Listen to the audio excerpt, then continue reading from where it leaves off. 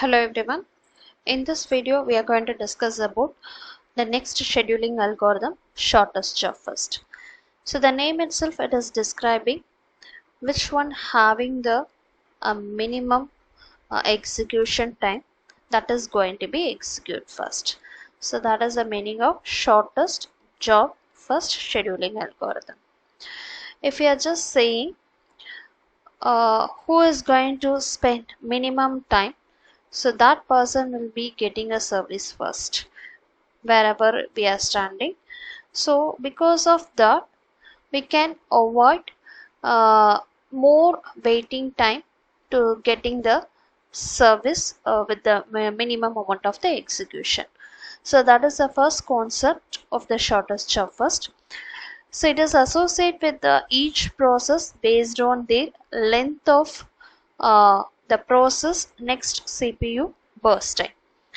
So when the CPU is available, so which process is having the minimum burst time, that will get the access to execute. When some cases, so both the processes having the same time of the CPU burst, so at that time we will follow the first come first serve scheduling algorithm. So we already discussed about how to calculate the waiting time and turnaround time in the previous videos. So we can solve now according to this example. So here the four processes given and their corresponding burst time. So when we are just executing the algorithm, so we know very well which process is having a minimum execution time, so that is going to be executed first. So if you are just writing the program to implement shortest job first, it's a very simple thing.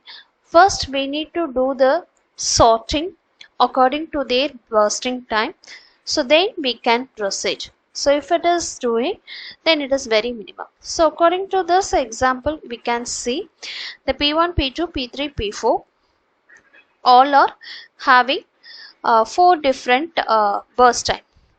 So now if we sort out, then first P4 will execute with the burst time 3, and then P1 will execute with the burst time 6, and then P3 with the burst time 7, and P2 with the burst time 8. So now we can make the Gantt chart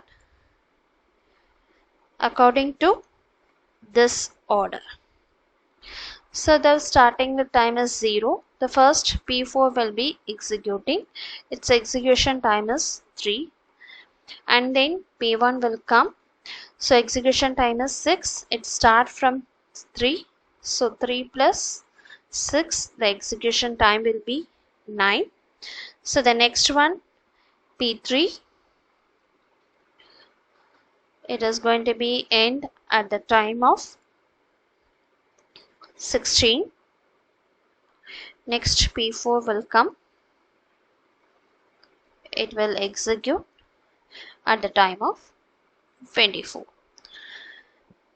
So now we need to calculate the waiting time.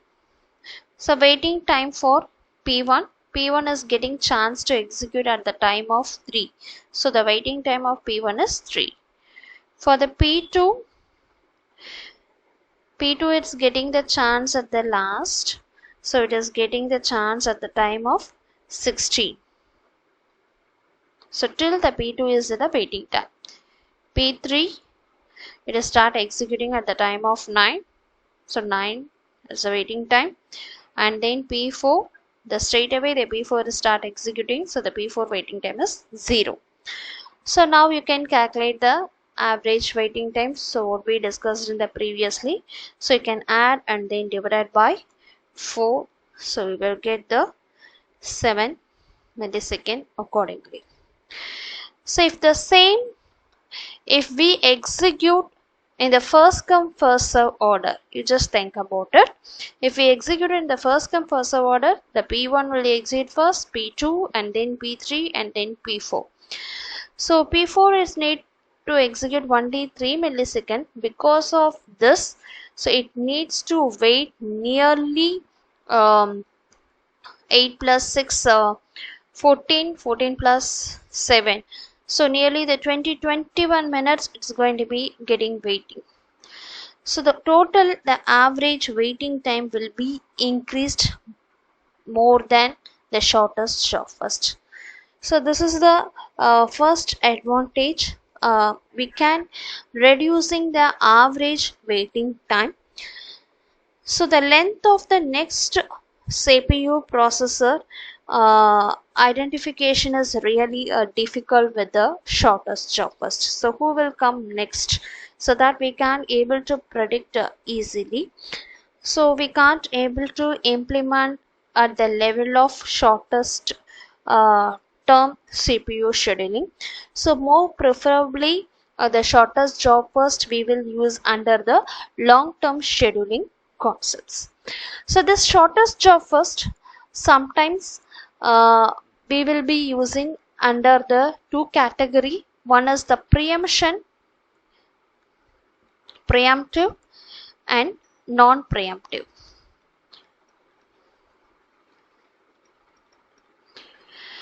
Preemptive means, so the newly arrived process is a less than CPU burst time compared with the currently executing process means, so that process is forcingly stopped it and the CPU was handed over to the newly coming processor. So that is called preemption. So the new process is finished its process first, then it is handed over to the remaining process. So the preemptive shortest job first, it is also called as a shortest remaining time first.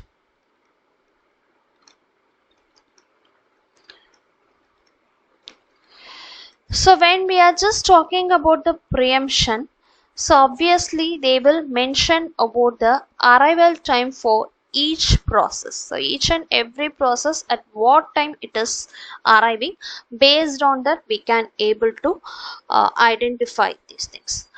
So non-preemption means once the process is assigned to the CPU, it won't leave intermediately. It is completely finished its process, then only it is going to be releasing the CPU to the next. So this is one of the example for the non-preemption. Uh, Once PP4 is start executing, it is not relieving intermediately at any cost. So at this cases, all the upcoming processes having the more than CPU burst time compared with the P4, even though if it is a less than, it's not releasing means that is called as a non-preemption.